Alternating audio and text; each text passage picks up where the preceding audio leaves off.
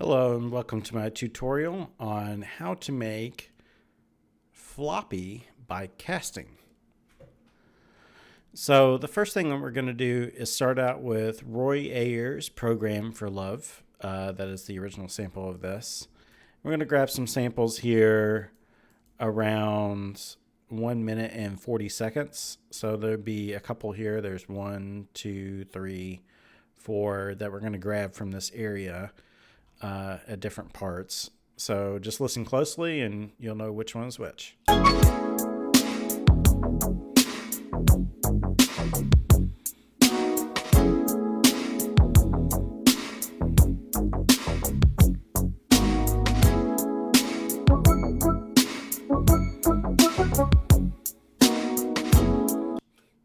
So we're going to chop those up in a certain order. And as we use other samples, I'll explain what we're doing. But those are the primary ones that we're going to use. And so we are going to arrange them like this. Let me see if it's going to play. Yep. Okay, we'll arrange them like this. And we'll start out with the main loop, which is at that 1 minute and 40 seconds in the original song. And here's what it sounds like. We are not going to change the tempo. We're not going to change the key. It'll be at 84 beats per minute in F sharp minor.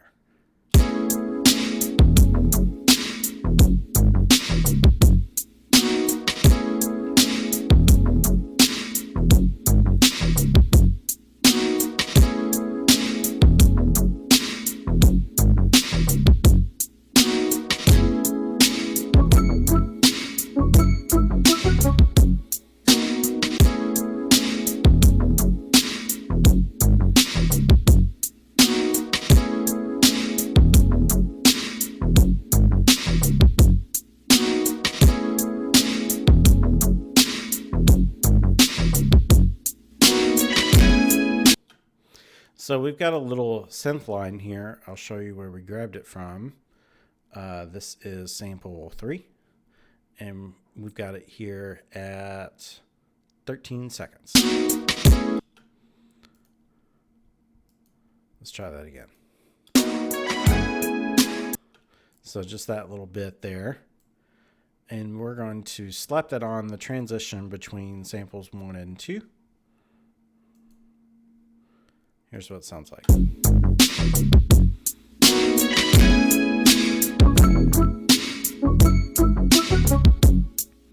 back to sample 1.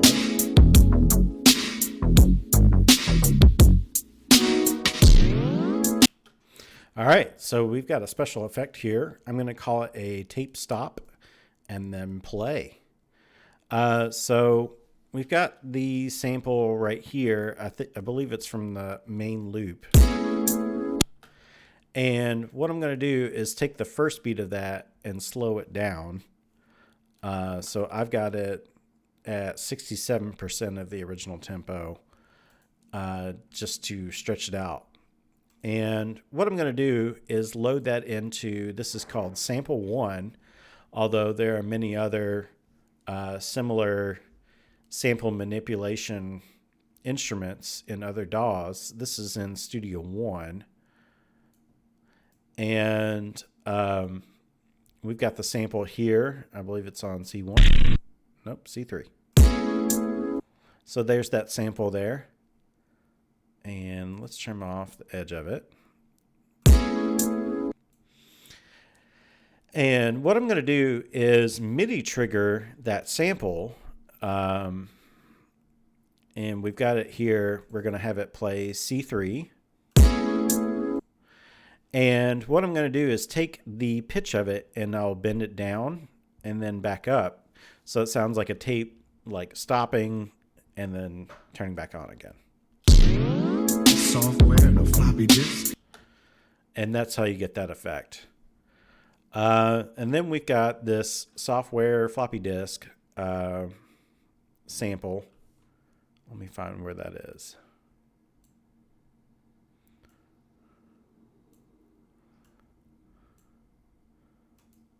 Oh, it is over here.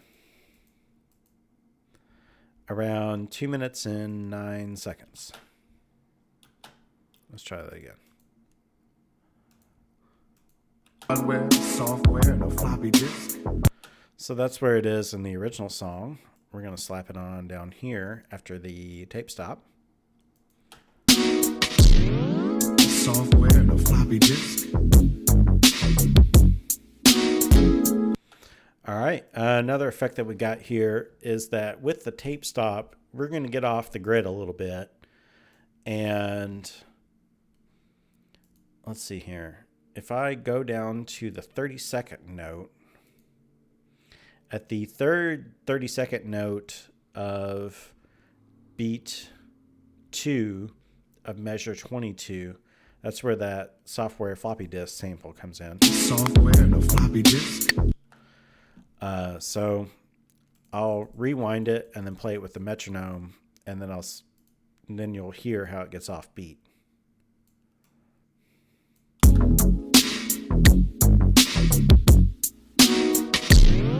Software and a floppy disk.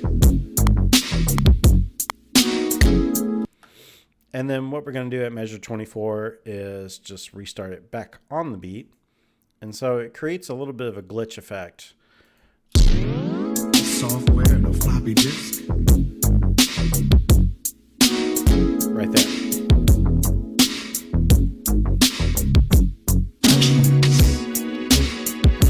You see.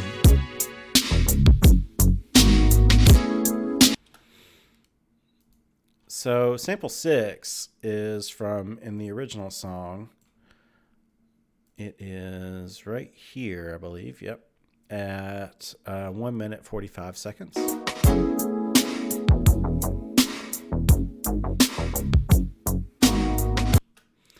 And then there's this You Said sample, which is at 1 minute 6 seconds.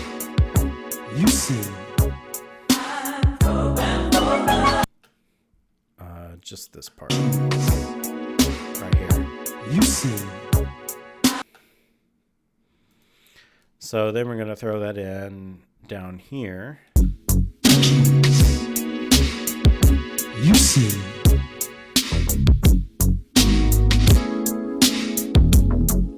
And then back to the original loop.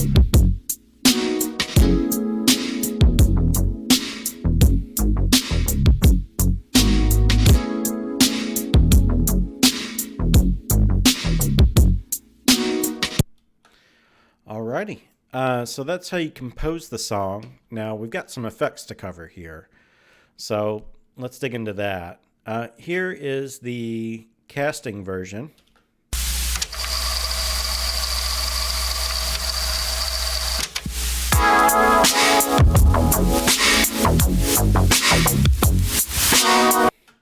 So there's a lot of tape noise that we're using. There's even a sound effect here at the beginning with that tape roll starting. But where we're going to start with is right here.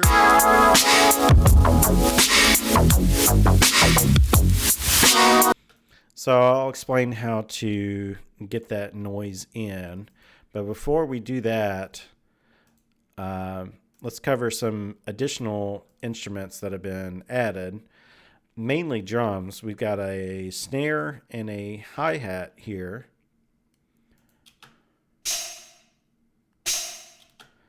So that's what that sounds like. And then we've got a kick playing a part here as well.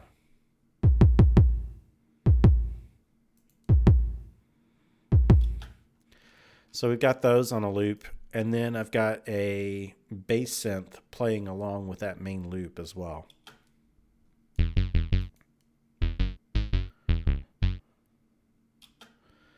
And it doesn't sound exactly like it, but it'll get us close enough.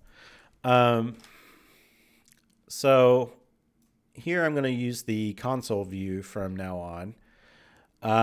What I'm going to do to this snare right here is we're going to add some reverb. And then we're also going to gate the reverb so that after the reverb fades out, it goes to silence. It's called gated reverb.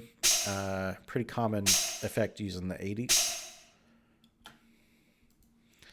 And we're going to send this snare to a bus along with some noise. So let me get that queued up here.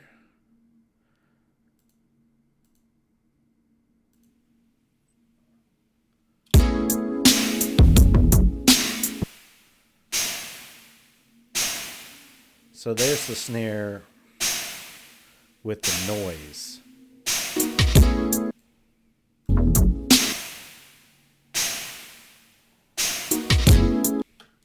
So as the noise gate opens, it will play the noise along with the snare, and then it quickly closes after the snare has let go.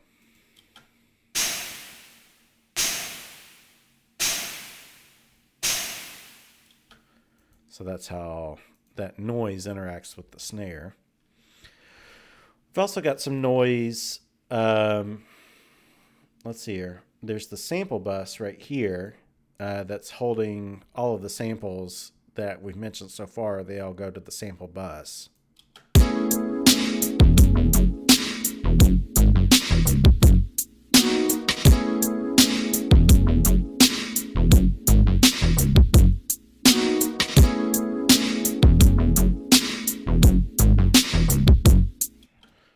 So that's what that sample bus sounds like, plus our bass synth. I wasn't meaning for that to be in there, but so it was.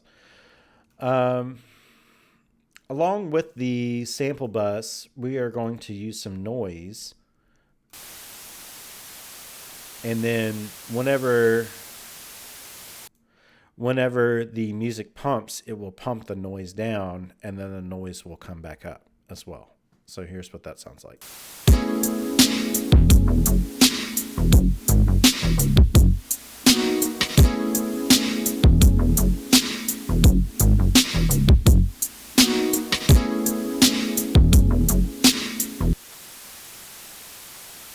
So that's what that sounds like. Now, the last thing that we're going to do on the master channel is we're going to add a few effects here. We've got multi-band dynamics. Let me get all of the samples and stuff queued up here.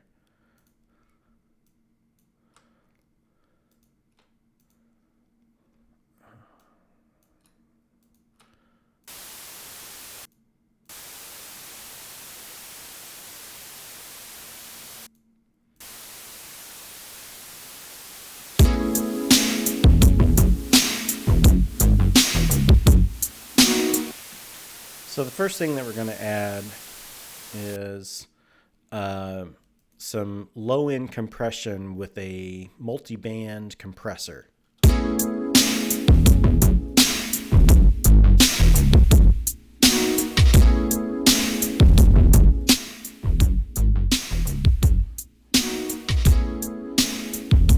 So that really thumps the bass there. Excuse the clipping. Didn't have that set right, I guess, without this compressor as well.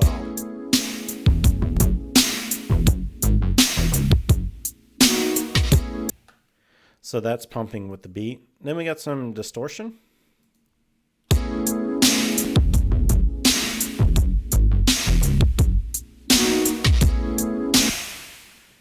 Then we've got this effect called vinyl. This is made by Isotope. And it's going to add some warping as we get playback. The pitch will kind of warp in and out of tune.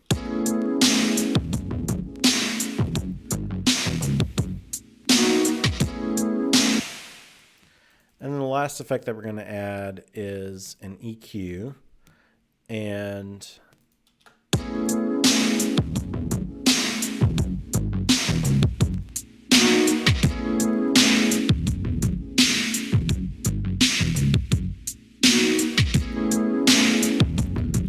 I don't feel like that's set right. Let's work on that a little bit.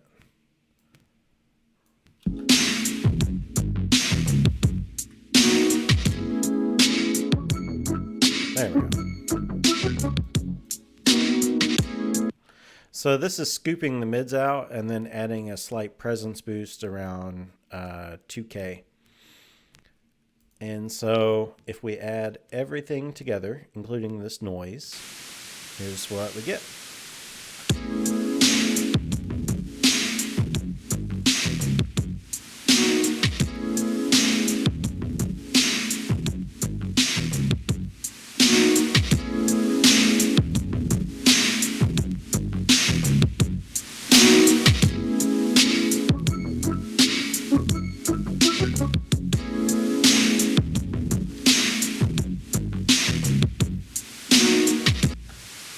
That's about as close as I can get it to this.